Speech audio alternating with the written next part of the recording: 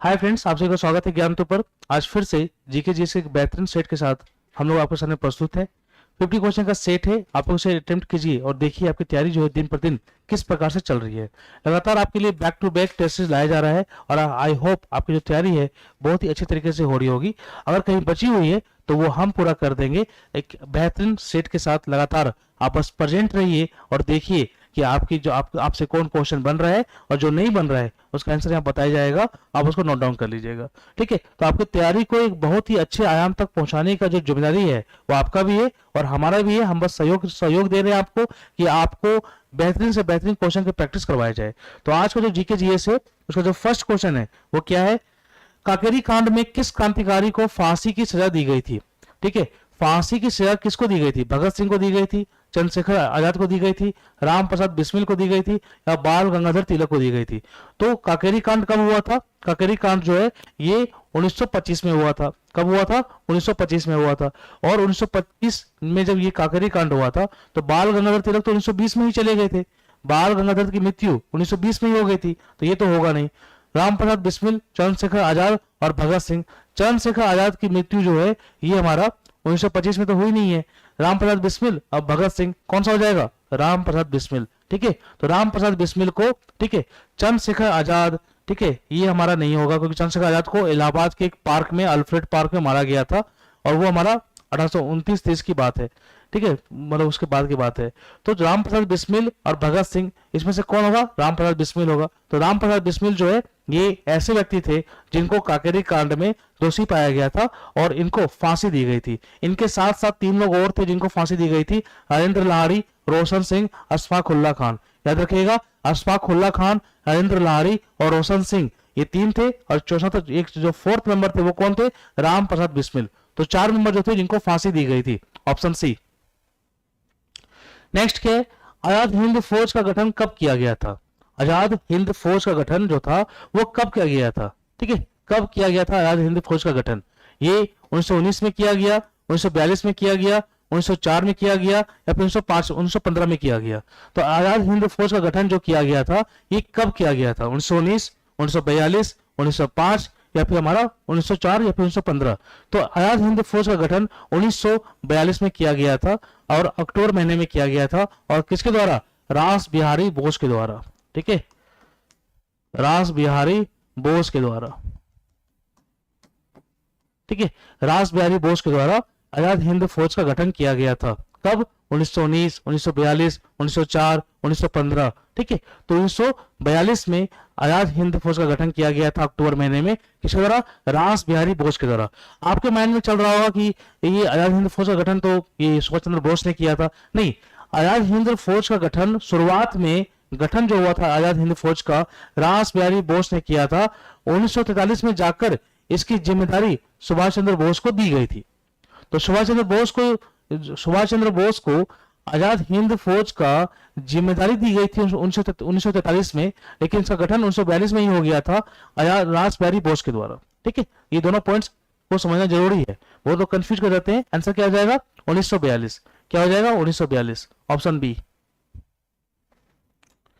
Next क्या है, सूर्य की उष्मा पृथ्वी तक किस विधि से पहुंचती है?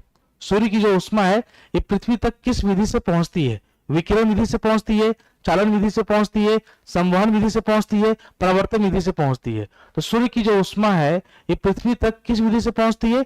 विकिरण, चालन, संवहन, परावर्तन। तो सूर्य की जो उष्मा होती है ना ये पृथ्वी तक संवहन विधि से पहुंचती है। किस विधि से? संवहन विधि से पहुंचती है। ये जानकारी आपको होनी चाहिए। तो ऑप्शन सी हमारा यहाँ पर सही हो जाएगा कि हाँ, संवहन यानी कन्वेक्शन मीडियम, कन्वेक्शन तरीके से जो सूर्य की जो उष्मा होती है ये पृथ्वी तक पहुंचती है। संवहन विधि, ध्यान रखिएगा, संवहन विधि।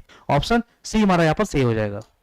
नेक्स्ट क्या है, लाहौर के किला का निर्माण किसने करवाया था? लाहौर में जो किला बनवाया गया था मुगल शासक के द्वारा, मुगल शासक के द्वारा लाहौर में किला बनवाया गया था। तो उस लाहौर के किला का निर्माण किसने किया था? औरंगजेब ने किया था, जहांगीर ने किया था, शाहजहां ने किया था या फिर अकबर ने किया था? आंसर क्या हो जाएगा? अकबर ने किया था। किसने? अकबर ने किया था। ठीक है, अकबर ने लाहौर के किले का निर्माण कराया था। पहला बात तो ये हो गया। सेकंड ये, अगर आपसे पूछे कि अकबर का कब्र कहां पर है, आपका आंसर क्या होगा? आपका आंसर होगा सिकंदरा। क्या होगा, सिकंदरा। सिकंदरा कहाँ पर है, आगरा में है। कहाँ पर है, आगरा में। ठीक है, तो अकबर का कब्र कहाँ पर है, सिकंदरा में है। अकबर ने कौन सा किला बनवाया था, लाहौर का किला बनवाया था। Option D. नेक्स्ट है, नेक्स्ट है भारतीय संविधान के प्रारूप समिति यानी ड्राफ्टिंग कमेटी के अध्यक्ष कौन थे। भारतीय संविधान के प्रारूप समिति यानी ड्राफ्टिंग कमेटी के अध्यक्ष कौन थे। देखिए, ये प्रारूप समिति थी क्या, ये प्रारूप समिति थी कि भारतीयों के द्वारा भारत के लिए जो संविधान तैयार किया जाएगा उसका मसौदा तैयार करने का जिम्मेदारी किसको दिया गया था, प्रारूप समिति को दिया गया था। इसमें 7 मेंबर थे। इसके अध्यक्ष कौन थे, डॉक्टर भीमराव अंबेडकर थे। ठीक है, तो ये जो समिति थी इसको हम हिंदी में क्या बोलते हैं, प्रारूप समिति बोलते हैं, इंग्लिश में क्या बोलते हैं, ड्राफ्टिंग कमेटी बोलते हैं। इनके पास ये जिम्मेदारी थी कि ये लोग संविधान का, ठीक है, मसौदा तैयार करेंगे कि संविधान में क्या क्या होगा, क्या क्या नहीं होगा, और संविधान को मतलब इस शुरुआती रूप से मतलब बनाने का जिम्मेदारी इनको दिया गया था। ये लोग तैयार करेंगे और इसके बाद फिर ये लोग मतलब संवैधानिक सभा जो बनाई गई थी उसमें ये लोग उसको प्रस्तुत करेंगे, उसकी चर्चा की जाएगी, किसी चीज को हटाया जाएगा, किसी चीज को जोड़ा जाएगा। ठीक है, ये सब फिर होकर लास्ट में 26 जनवरी 1949 को हमारा संविधान तैयार हुआ था। तो संविधान तैयार करने का जो प्रारूप था एक समिति को दिया गया था, इसको हम लोग क्या बोलते हैं, प्रारूप समिति बोलते हैं। इसके अध्यक्ष कौन थे, इसके अध्यक्ष डॉक्टर भीमराव अंबेडकर थे, प्रारूप समिति के अध्यक्ष। ठीक है, ऑप्शन बी। नेक्स्ट क्या है, न्यू मूर द्वीप। न्यू मूर द्वीप कहां पर स्थित है, न्यू मूर द्वीप जो है ये कहां पर स्थित है। न्यू मूर द्वीप बंगाल की खाड़ी में है, कच्छ की खाड़ी में है, खंबात की खाड़ी में है, या फिर आपको मन्नार की खाड़ी में मिलेगा। तो कच्छ की खाड़ी जो है ये हमारा गुजरात है। ठीक है, कच्छ की खाड़ी यहाँ पर है, मन्नार खंबात की खाड़ी यहाँ पर है। ठीक है, तो आपको कहां पर, बंगाल की खाड़ी में, खंबात की खाड़ी में, कच्छ की खाड़ी में, मन्नार की खाड़ी में, कहां पर आपको न्यू मूर द्वीप स्थित है। ये जो है ना ये बंगाल की खाड़ी में स्थित है। कहां पर है, बंगाल की खाड़ी में स्थित है न्यू मूर द्वीप। आपसे पूछेगा कोको द्वीप कहां पर है, तो कोको द्वीप तो है म्यांमार का ही है। ये कहां पर है, ये भी बंगाल की खाड़ी में है, अंडमान के उत्तरी तरफ बनता है। अंडमान सी पर बोलो या फिर बंगाल की खाड़ी बोलो। ठीक है, तो अंडमान जो है हमारा एरिया जो छोटा सा स्थल है उसके नॉर्थ में आपको कोको द्वीप मिलेगा, म्यांमार के दक्षिण तरफ मिलेगा, यानी अंडमान सी में आपको ये कोको द्वीप देखने के लिए मिलेगा। यहाँ पर क्वेश्चन क्या है, न्यू मूर द्वीप। तो न्यू मूर द्वीप जो है ये बंगाल की खाड़ी में आपको देखने के लिए मिलेगा। नेक्स्ट क्या है, भारत के प्रथम राष्ट्र कवि किसे माना जाता है। प्रथम राष्ट्र कवि रामधारी सिंह दिनकर को, गोपाल सिंह नेपाली को, मैथिली शरण गुप्त को, या फिर जयशंकर प्रसाद को। तो भारत के प्रथम राष्ट्र कवि के रूप में किसको हम लोग मानते हैं, ठीक है, प्रथम राष्ट्र कवि के रूप में किसको मानते हैं, मैथिली शरण गुप्त को मानते हैं। किसको मानते हैं, मैथिली शरण गुप्त को मानते हैं। ये जो थे मैथिली शरण गुप्त, ठीक है, ये जो खड़ी बोली इनकी थी। इनकी जो बोली थी ये खड़ी हिंदी बोली थी। ये खड़ी हिंदी बोली में ये मतलब ये लिखते थे। ठीक है, और इनका जो था, ठीक है, इनका जो पुस्तक था, जैसे आप लोग पुस्तक ये देख लो, ये जरासंघ वध इनका पुस्तक था। ठीक है, इसके अलावा साकेत नाम का जो पुस्तक था वो इन्हीं का पुस्तक था, साकेत नाम का पुस्तक था जरासंघ। फिर यशोधरा नाम की जो पुस्तक था वो इन्हीं का पुस्तक था। ठीक है, काबा नाम का जो पुस्तक था वो इन्हीं का पुस्तक था। करबला नाम का जो पुस्तक था वो इन्हीं का पुस्तक था। ये सब पुस्तक, ये सब जो पुस्तक है ये किनके द्वारा लिखा गया है, ये जो पुस्तक है काबा, करबला, जरासंघ वध, साकेत, यशोधरा, ये सब जो पुस्तक है किसके द्वारा लिखा गया है, मैथिली शरण गुप्त के द्वारा लिखा गया है। और इनको भारत का प्रथम राष्ट्रकवि के रूप में हम लोग जानते हैं। एक खड़ी बोली मतलब इनके लेखन में खड़ी बोली टाइप की हिंदी हम लोग को देखने के लिए मिलती है। ऑप्शन सी हमारा यहाँ पर सही हो जाएगा। नेक्स्ट क्या है, अमीर खुसरो किसके दरबारी कवि थे। अमीर खुसरो जो है ना एक ऐसे व्यक्ति थे जो लगभग 7 सुल्तानों का शासनकाल देखे हैं। कितने सुल्तानों का, 7 सुल्तानों का शासनकाल देखे हैं। कौन, अमीर खुसरो देखे हैं। किससे कहां तक, ठीक है, किससे स्टार्ट किए थे, बलबन से स्टार्ट किए थे, और ठीक है बलबन से स्टार्ट किए थे और कहां तक, गयासुद्दीन तुगलक तक ये देखे हैं। ठीक है, इनका शासनकाल देखे हैं। तो 7 सुल्तानों का शासनकाल देखने वाला व्यक्ति कौन है, अमीर खुसरो है। अमीर खुसरो किसका दरबारी कवि था, इल्तुतमिश का था, फिरोज शाह तुगलक का था, सिकंदर लोदी का था, या अलाउद्दीन खिलजी का था। देखो ये जो है ना अमीर खुसरो, ये बलबन से लेकर, ठीक है, ये गयासुद्दीन तुगलक तक इसका शासनकाल देखा है। अब गयासुद्दीन तुगलक के बाद ही तो ये फिरोज शाह तुगलक आया है, तो ये तो होगा नहीं और ये भी होगा नहीं, क्योंकि ये बलबन से स्टार्ट किया था। तो इल्तुतमिश के टाइम तो ये था ही नहीं। सिकंदर लोधी बचा, लोधी वंश तो सबसे लास्ट में आया है, तो ये भी नहीं होगा। बचा कौन? अलाउद्दीन खिलजी। तो अमीर खुसरो जो है ये बलबन से लेकर गयासुद्दीन तुगलक तक, ठीक है, गयासुद्दीन तुगलक तक ये मतलब क्या किया है, ये हमारा, ठीक है, शासनकाल देखा है। 7 सुल्तानों का शासनकाल देखा है। कौन? ये हमारा अमीर खुसरो, ठीक है। तो ये कौन हो जाएगा आंसर? अलाउद्दीन खिलजी के दरबार में ये दरबारी कवि था। अमीर खुसरो जो है ये अलाउद्दीन खिलजी के दरबार में ये दरबारी कवि था। और ये जो है ना अमीर खुसरो, इसको हम लोग क्या बोलते हैं? भारत का तोता बोलते हैं। क्या बोलते हैं? भारत का तोता। ठीक है, चलिए ऑप्शन डी हमारा अलाउद्दीन खिलजी। नेक्स्ट क्या है? वायुयान के टायर में किस गैस का प्रयोग किया जाता है? मीथेन का, हाइड्रोजन का, ऑक्सीजन का, हीलियम का। तो वायुयान के टायर में सबसे हल्की गैस का प्रयोग करते हैं। अब बताओ सबसे हल्की गैस कौन सी है? तो ये तो होगा नहीं और ये तो होगा नहीं। बताओ सबसे हल्की गैस कौन सी है? सबसे हल्की गैस कौन सी है? हाइड्रोजन है या फिर हीलियम है। लेकिन हाइड्रोजन को हम लोग यूज नहीं करते हैं। क्यों? हाइड्रोजन जो है एक ज्वलनशील गैस है। कैसा गैस है? एक ज्वलनशील गैस है। तो ये तो होगा नहीं। बचा कौन? हीलियम। तो हम लोग, ठीक है, वायुयान के टायर में कौन सा गैस यूज करते हैं? हीलियम गैस यूज करते हैं। नेक्स्ट क्या हमारे पास? केंद्रीय औषधि अनुसंधान केंद्र कहां पर है? इस चीज को मैंने आपको डिस्कस भी किया था। विभिन्न प्रकार के जो अनुसंधान केंद्र है, जैसे आलू अनुसंधान केंद्र कहां पर है, गन्ना अनुसंधान केंद्र कहां पर है, ठीक है, ये सब जानकारी आपको होनी चाहिए। तो यहाँ पे आपसे क्वेश्चन क्या पूछ रहा है? आपसे क्वेश्चन पूछ रहा है कि केंद्रीय औषधि अनुसंधान केंद्र कहां पर है? भागलपुर में है, कानपुर में है, पटना में है या फिर लखनऊ में? पटना में तो नहीं है और भागलपुर में तो नहीं है। बताओ कानपुर या फिर लखनऊ? तो केंद्रीय औषधि अनुसंधान केंद्र जो है ये आपको कहां मिलेगा? लखनऊ में देखने के लिए मिलेगा। ठीक है, सेंट्रल, ठीक है, आपको मेडिसिन रिसर्च सेंटर कहां मिलेगा? लखनऊ में मिलेगा। नेक्स्ट है the ground beneath her feet. ये जो पुस्तक है the ground beneath her feet, ये जो पुस्तक है the ground beneath her feet, ये पुस्तक के लेखक कौन है? सलमान रश्दी है, तस्लीमा नसरीन है, एडवर्ड थॉमसन है या फिर एडम स्मिथ है?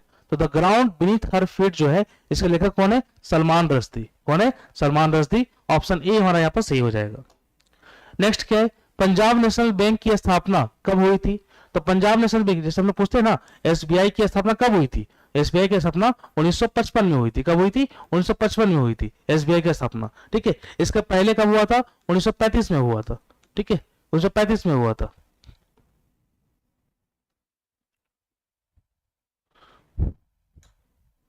ये क्या आता है? इसको टच करते हैं। ठीक है, चलिए अब आपसे पूछ क्या रहा है? आपसे पूछ रहा है पंजाब नेशनल बैंक की स्थापना कब हुई थी? तो पंजाब नेशनल बैंक की स्थापना 1770 में हुआ था, 1871 में हुआ था, 1942 में हुआ था या फिर 1894 में हुआ था? तो पंजाब नेशनल बैंक की स्थापना कब हुई थी? 1894 को हुई थी। कब हुई थी? 1894 को हुई थी। ऑप्शन डी हमारा यहाँ पर सही हो जाएगा। ठीक है, 1894। नेक्स्ट क्या है? ग्रैंड कैनियन किस नदी पर अवस्थित है? ग्रैंड कैनियन जो है, ठीक है, ग्रैंड कैनियन ये जो है ये किस नदी पर अवस्थित है? कोलोराडो पर स्थित है, सीन नदी पर स्थित है, नील नदी पर स्थित है या फिर टिग्रिस नदी पर स्थित है? तो ग्रैंड कैनियन जो है ये हमारा कोलोराडो नदी पर स्थित है। किस पर स्थित है? कोलोराडो नदी पर स्थित है ग्रैंड कैनियन। नेक्स्ट हमारे पास उलान बटोर किस देश की राजधानी है? उलान बटोर मैंने आपको बताया था कि विभिन्न जो देशें हैं उसकी राजधानी, उसकी मुद्रा आपको जानकारी होनी चाहिए। ठीक है, उसी केस में यहाँ पर उसी कड़ी में आया है कि उलान बटोर किस देश की राजधानी है? लेबनान की राजधानी उलान बटोर है क्या? मंगोलिया की राजधानी उलान बटोर है? मालदीव की राजधानी उलान बटोर है या फिर नाइजीरिया की राजधानी उलान बटोर है? ठीक है, तो उलान बटोर किसकी राजधानी है? मंगोलिया की राजधानी है। ये वही मंगोलिया है, ठीक है, जहां पर आपको गोबी मरुस्थल मिलेगा और उस मरुस्थल का कुछ भाग चाइना में भी आपको देखने के लिए मिलेगा। ठीक है, तो मंगोलिया जो है चाइना के साथ बाउंड्री लगाता है और यहाँ पर गोबी नाम का एक शीतोष्ण मरुस्थल पाया जाता है। किसमें? मंगोलिया में। ठीक है, तो मंगोलिया का राजधानी कौन सा हो जाएगा? उलान बटोर। Option B. नेक्स्ट हमारे पास है डिवाइन कॉमेडी के लेखक कौन है? डिवाइन कॉमेडी, डिवाइन कॉमेडी क्या है? एक पुस्तक है। इसके लेखक कौन है? शिवानंद है, दाते हैं या कार्ल मार्क्स है या फिर मैक्सिम गोर्की है? तो डिवाइन कॉमेडी के लेखक कौन है? दाते हैं। कौन है? दाते। ऑप्शन बी हमारा यहाँ पर सही जाएगा कि डिवाइन कॉमेडी के लेखक कौन है? दाते। ठीक है, ऑप्शन बी। नेक्स्ट है बिहार अलग प्रांत कब हुआ था? बिहार जो है ये अलग प्रांत कब हुआ था? देखिए बिहार बंगाल से कब अलग हुआ? 1911 में अलग हुआ। बिहार जो है ये उड़ीसा से कब अलग हुआ? 1936 में अलग हुआ। तो बिहार स्वतंत्र रूप से बिहार जो है ये कब अलग हुआ है? 1936 में अलग हुआ है। कब हुआ है? ठीक है, 1936 में अलग हुआ है। उड़ीसा सहित कब अलग हुआ था? 1911 में अलग हुआ था। बिहार उड़ीसा सहित कब अलग हुआ था? 1911 में अलग हुआ था। लेकिन बिहार उड़ीसा को छोड़ के कब अलग हुआ है? तो 1936 में। ठीक है, 1 अप्रैल 1936 में बिहार जो है, ठीक है, बिहार जो है ये उड़ीसा से अलग हो गया था। बिहार जो है ये उड़ीसा से अलग हो गया था। उस टाइम बिहार में बिहार भी था और झारखंड भी था। ठीक है, उस टाइम झारखंड भी था। ठीक है, ये हमारा उड़ीसा से अलग हो गया था। ठीक है, 1 अप्रैल 1936 में।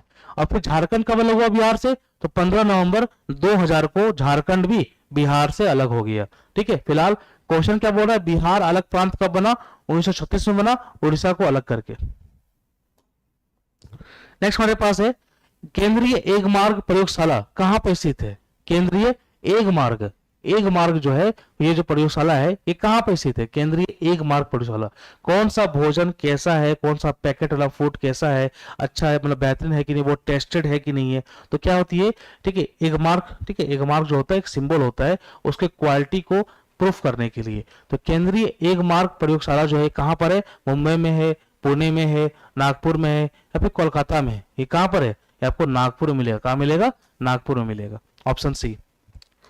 नेक्स्ट क्या हमारे पास? भारत में पेटेंट अधिनियम सर्वप्रथम कब पारित हुआ था? देखिए, पेटेंट अधिनियम होता क्या है? पेटेंट अधिनियम ये होता है कि मानिए अगर हमने कुछ नए डिवाइस का खोज किया, ठीक है, और इस खोज करने के बाद हमने इसका पेटेंट करवा लिया, तो पेटेंट करवाने से ये होगा कि ये सरकार के पास ये रजिस्टर्ड हो जाएगा कि इस टाइप का जो डिवाइस है इस व्यक्ति ने ही खोज किया है। इसके अलावा कोई व्यक्ति अगर उस खोज का नाम अपने नाम पर लेगा तो उस पर केस हो जाएगा।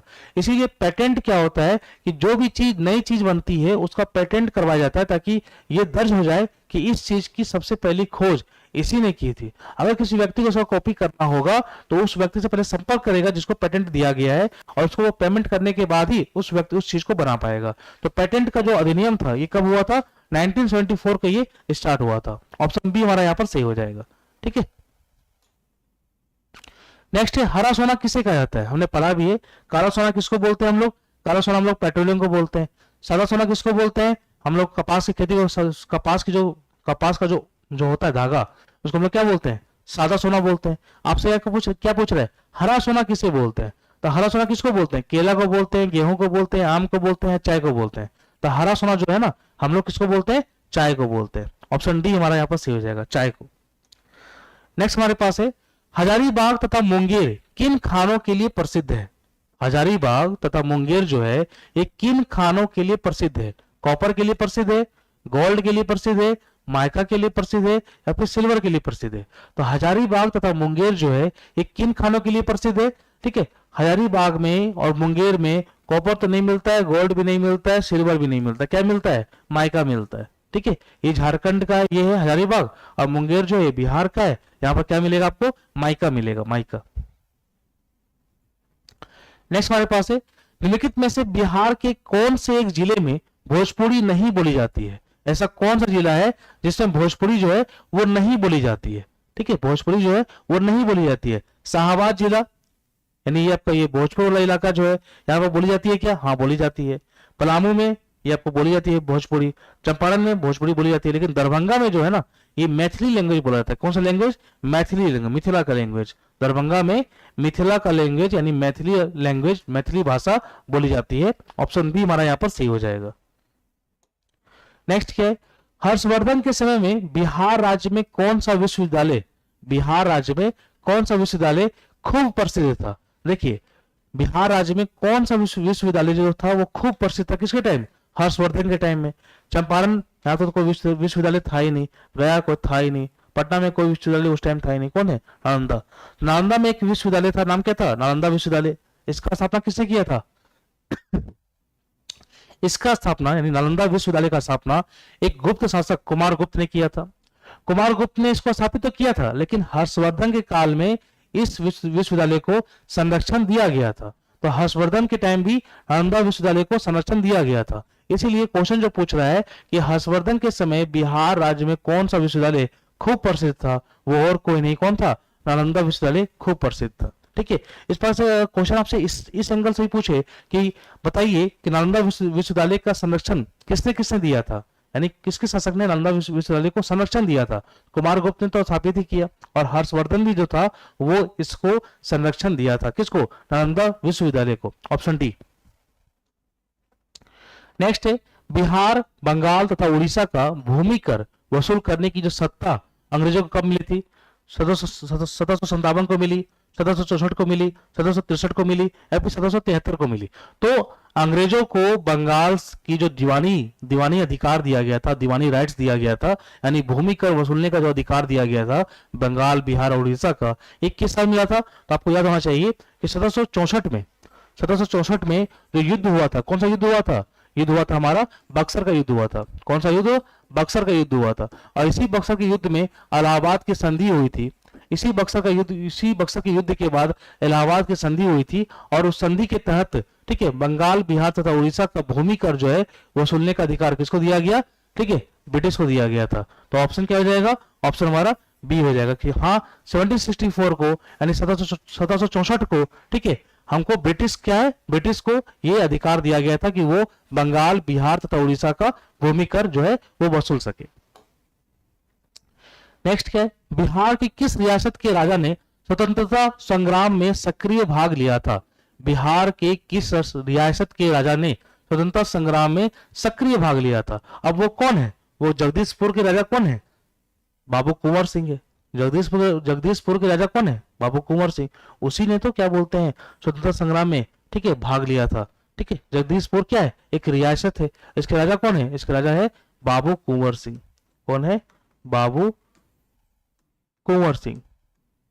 इन्हीं ने तो भाग लिया था। ठीक है, चलिए नेक्स्ट क्या है? बिहार की सोमेश्वर श्रेणी जो है वो क्या पारसनाथ पहाड़ी से पुरानी है, राजमहल पहाड़ी से पुरानी है, खड़गपुर पहाड़ी से पुरानी है या फिर इन सब से नहीं है? तो बिहार की जो सोमेश्वर श्रेणी है ये शिवालिक का एक विस्तार है। शिवालिक क्या है? ये हिमालय का सबसे बाहरी तरफ है, बाहरी लेयर, सबसे निचला लेयर है। और हिमालय अपने आप में क्या है कि नवीन मोरदार पर्वत है। ठीक है, हिमालय। ठीक है, तो इसी हिमालय का शिवालिक जो है एक सबसे मतलब बाहरी पार्ट है। बाहरी मतलब आपको मतलब ये सबसे ऊपर में कौन है? ये आपका हिमाद्री वगैरह जो हो गया, ट्रांस हिमालय वगैरह जो हो गया। सबसे नीचे कौन है? हिमालय। इसी हिमालय का विस्तार कौन है? सोमेश्वर श्रेणी है। तो सोमेश्वर क्या है? ये क्या है? सबसे नवीन है, सबसे नवीन है। नेक्स्ट क्या है? रुद्रसागर तेल क्षेत्र जो है ये कहां पर स्थित है? रुद्रसागर तेल क्षेत्र जो है ये कहां पर स्थित है? ये असम में स्थित है, महाराष्ट्र में स्थित है, गुजरात में स्थित है या फिर ये राजस्थान में स्थित है? तो रुद्रसागर तेल क्षेत्र जो है ना ये आपको, ठीक है, नॉर्थ ईस्ट के यानी पूर्वोत्तर राज्य के असम में आपको मिलेगा। कहां मिलेगा? असम में मिलेगा रुद्रसागर तेल क्षेत्र। नेक्स्ट आपके पास है इंदिरा गांधी बोटेनिकल गार्डन कहां है? इंदिरा गांधी बोटेनिकल गार्डन जो है ये कहां है? जयपुर में है, रायपुर में है, रायबरेली में है या फिर मुंबई में है? तो इंदिरा गांधी बोटेनिकल गार्डन जो है ना, ठीक है, इंदिरा गांधी बोटेनिकल गार्डन जो है ये कहां पर है? ये आपको उत्तर प्रदेश के रायबरेली में देखने के लिए मिलेगा। कहां मिलेगा? उत्तर प्रदेश के रायबरेली में ये आपको इंदिरा गांधी बोटेनिकल गार्डन देखने के लिए मिलेगा। ऑप्शन सी हमारा यहां पर सही हो जाएगा। नेक्स्ट हमारे पास है नवेली ताप विद्युत केंद्र कहां स्थित है? नवेली ताप विद्युत केंद्र ये क्या है? एक थर्मल, नवेली क्या है? एक थर्मल पावर प्लांट है। क्या है? एक थर्मल पावर प्लांट है। यहां से इलेक्ट्रिसिटी यानी विद्युत जो है वो मतलब उत्पादन किया जाता है। और किसके द्वारा? ताप के द्वारा, मतलब यहाँ पर कोयले के द्वारा, कोयले को जलाकर, ठीक है, कोयले को जलाकर यहाँ पर क्या किया जाता है? यहाँ पर इलेक्ट्रिसिटी को प्रोड्यूस किया जाता है। ठीक है, जगह का नाम क्या है? नवेली। नेवली ये कहां पर है? तो नेवली ताप विद्युत केंद्र जो है ये आपको तमिलनाडु में मिलेगा। कहां मिलेगा? तमिलनाडु में मिल जाएगा। ऑप्शन बी हमारा यहाँ पर सही हो जाएगा। नेक्स्ट हमारे पास है किस बंदरगाह को मुगल काल में काबुल का मक्का कहा जाता था? ठीक है, ऐसा कौन सा बंदरगाह था जिसको मुगल काल में काबुल का मक्का कहा जाता था? देखिए मक्का जाने के लिए जो बंदरगाह था, मक्का जाने के लिए जो बंदरगाह था उस बंदरगाह को ही काबुल का मक्का बोला जाता था। अब किस बंदरगाह से आप काबुल मक्का जाते थे? तो कौन सा बंदरगाह था? वो था हमारा सूरत का बंदरगाह। ठीक है, तो सूरत के बंदरगाह को हम लोग क्या बोलते थे? ठीक है, काबुल का मक्का बोलते थे। Option C. नेक्स्ट क्या है? राष्ट्रीय वनस्पति अनुसंधान संस्थान कहाँ पर है? अभी अभी हमने क्या पढ़ा था? राष्ट्रीय औषधि अनुसंधान कहाँ पर था? ठीक है, हमने पढ़ा है ना कि राष्ट्रीय औषधि अनुसंधान केंद्र कहाँ पर है? लखनऊ में। उसी प्रकार से अभी ज्ञान क्या पूछ रहा है कि राष्ट्रीय वनस्पति, ठीक है, अनुसंधान केंद्र कहाँ पर है? कानपुर में है, भोपाल में है, देहरादून में है या फिर लखनऊ में? ये कहाँ पर है? ये आपको लखनऊ में फिर से मिलेगा। ठीक है, ऑप्शन डी। नेक्स्ट हमारे पास है हिमालय पर्वतारोहण संस्थान कहाँ स्थित है? हिमालय पर्वतारोहण संस्थान जो है ये कहाँ स्थित है? यानी ऐसा संस्थान जो पर्वत पर चढ़ने की ट्रेनिंग देता हो। ठीक है, नाम क्या है? हिमालय पर्वतारोहण संस्थान जो है ये कहाँ पर है? अगर किसी को हिमालय में चढ़ना है तो ट्रेनिंग लेगा तब तो चढ़ पाएगा। ठीक है, तो ट्रेनिंग लेने के लिए सब इंस्टीट्यूशन जो है वो खुली पड़ी है, आप जाइए ट्रेनिंग लीजिए और पर्वत चढ़ जाइए। तो माउंट एवरेस्ट में चढ़ने के लिए ट्रेनिंग लेना पड़ता है। ये सब जो संस्थान है वो सब ट्रेनिंग देती थी पर्वतारोही को, जो क्या है ये ट्रेनिंग देती है। तो हिमालय पर्वतारोहण संस्थान जो है कहाँ पर है? देहरादून में है, नैनीताल में है, दार्जिलिंग में है या फिर नासिक में है? ये कहाँ पर है? दार्जिलिंग में, ऑप्शन सी। नेक्स्ट क्या है? जादूगोरा किस लिए प्रसिद्ध है? जादूगोरा क्या है? ये किस मतलब मिनरल्स के लिए प्रसिद्ध है? किस मिनरल्स के लिए प्रसिद्ध है? यूरेनियम के लिए प्रसिद्ध है, लोहा के लिए प्रसिद्ध है, पेट्रोलियम के लिए प्रसिद्ध है या फिर सोना के लिए प्रसिद्ध है? तो जादूगोरा जो है ना ये आपको यूरेनियम के लिए प्रसिद्ध है। किसके लिए? यूरेनियम के लिए प्रसिद्ध है। ऑप्शन ए हमारा यहाँ पर सही हो जाएगा। और हमने एक क्वेश्चन भी किया था कि यूरेनियम का भारत में सबसे बड़ा उत्पादक राज्य कौन सा है? आंध्र प्रदेश। कौन सा है? आंध्र प्रदेश। ठीक है, आंध्र प्रदेश जो है ये यूरेनियम का सबसे बड़ा उत्पादक है। यूरेनियम का सबसे बड़ा उत्पादक है। नेक्स्ट क्वेश्चन क्या है? विश्व शांति स्तूप कहाँ स्थित है? पटना में स्थित है, राजगीर में स्थित है, वैशाली में स्थित है या मनेर में स्थित है? विश्व शांति स्तूप जो है ये आपको कहाँ मिलेगा? ये आपको मिलेगा राजगीर में। कहाँ मिलेगा? राजगीर में। और राजगीर अगर आप कहीं गए होंगे तो ये रोपवे के द्वारा यहाँ पर आप लोग पहुंचते हैं विश्व शांति स्तूप में। ये पहाड़ के एकदम चोटी पर है विश्व शांति स्तूप। ठीक है, तो विश्व शांति स्तूप कहाँ पर है? राजगीर में। ऑप्शन बी हमारा यहाँ पर सही हो जाएगा। और राजगीर किस जिले में? राजगीर जो है ये बिहार के नालंदा जिले में। किस जिले में? बिहार के नालंदा जिले में। ऑप्शन ठीक है बी हमारा यहाँ पर सही हो जाएगा। नेक्स्ट क्या है? दिवाली को शोक पर्व के रूप में मनाता है। दिवाली को शोक पर्व के रूप में मनाता है कौन सी जनजाति? कौन सा ओराव, कौन सा जो ट्राइब है, जो जनजाति है, ये दिवाली को शोक पर्व के रूप में मनाता है? ओराव जनजाति, थारू जनजाति, मुंडा जनजाति, बोडो जनजाति। ठीक है, तो दिवाली को शोक पर्व के रूप में मनाने वाली जनजाति कौन सा है? ओराव, थारू, मुंडा, बोडो। कौन सा है? थारू जनजाति।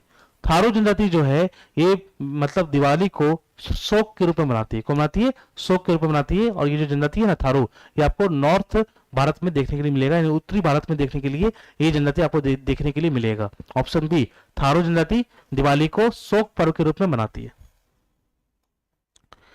नेक्स्ट क्या है हमारे पास? राष्ट्रीय पोषण संस्थान कहाँ स्थित है? हम लोग को बोला जाता है कि आप लोग अपना जो भी भोजन खाइए पोषण युक्त भोजन खाइए। क्यों? पोषण युक्त भोजन खाइएगा तो उसमें विटामिन भी रहेगा, फैट्स भी रहेगा, प्रोटीन भी रहेगा, नहीं मिनरल्स वगैरह सभी रहेंगे। तो पोषण युक्त भोजन खाना चाहिए।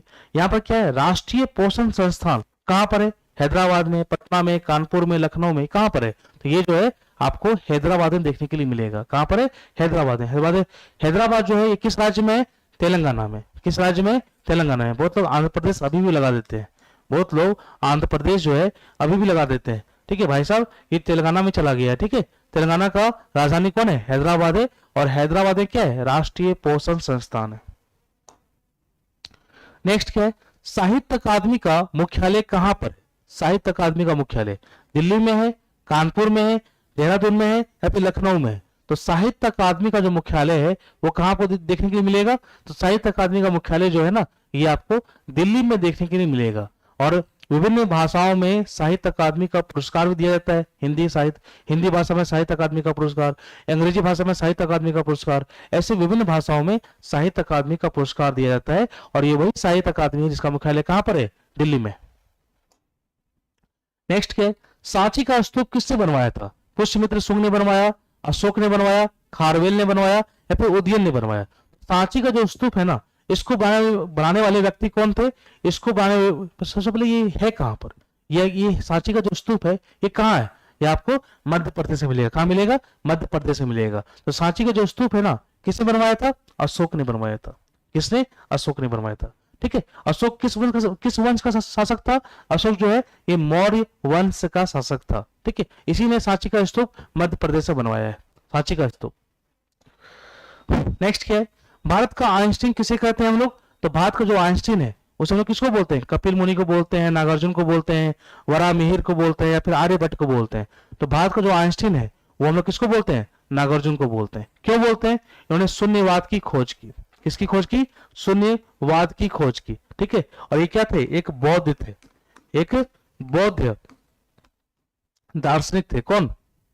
नागार्जुन। ठीक है, तो ये जो थे शून्यवाद की खोज की थी, इसीलिए इनको क्या बोलते हैं हम लोग? भारत का आइंस्टीन बोलते हैं। क्या बोलते हैं? भारत का आइंस्टीन बोलते हैं। Option B. नेक्स्ट क्या है? गोमतेश्वर की मूर्ति को किसने बनवाया था?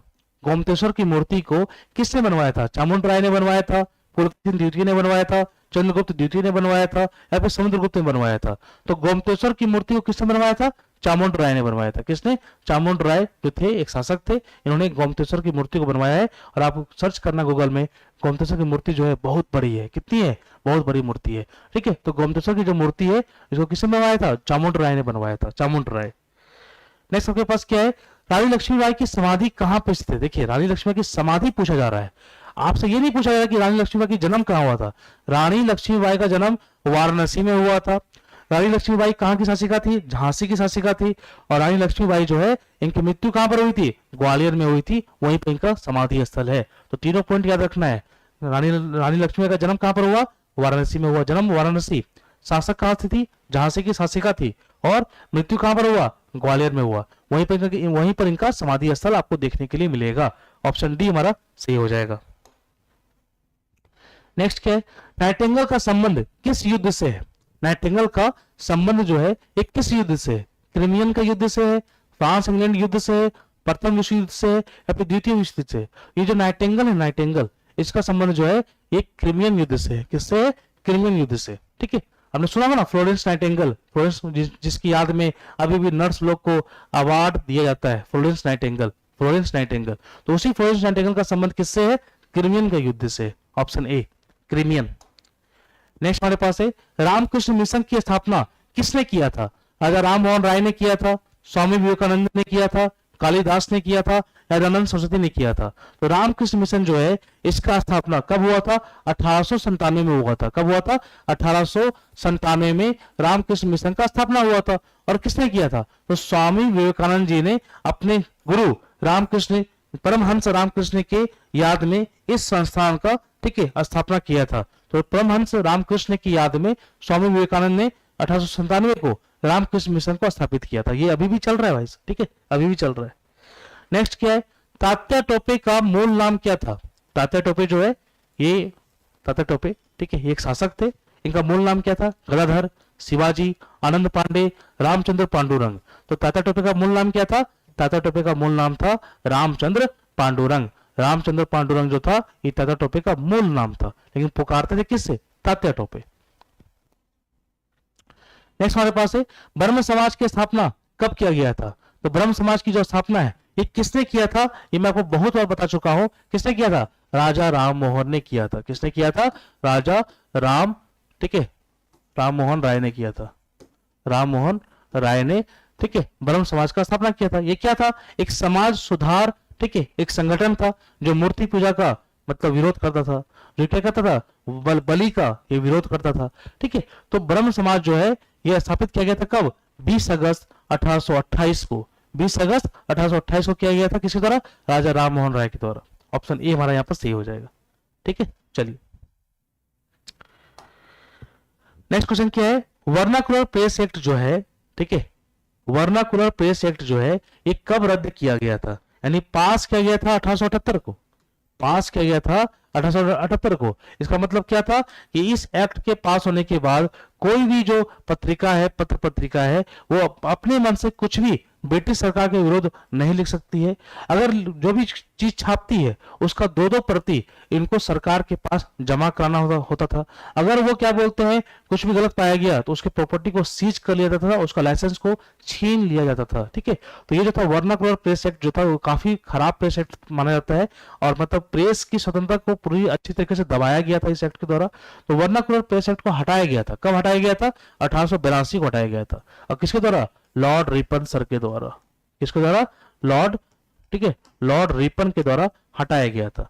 ठीक है, तो इनको क्या बोलते हैं? लॉर्ड रिपन को लिबरेटर ऑफ प्रेस एक्ट भी बोलते हैं। Liberator of press act, Lord Ripon जो है इस खराब वर्नाकुलर प्रेस एक्ट को ये हटा दिए थे। कब? 1882 को। तो ये आज हम लोग का सेशन था। ठीक है, जीके जीएस के 50 क्वेश्चन का सेट था। आई होप आपको अच्छा लगा होगा। और सेशन में कैसा लगा है, कितने क्वेश्चन सही हुए हैं, प्लीज फीडबैक में आप मेंशन कीजिए। आपका जो फीडबैक जो है ना, आपका जो कमेंट है वो हम लोग के लिए काफी वैल्यूएबल होता है। ठीक है, आज के लिए इतना।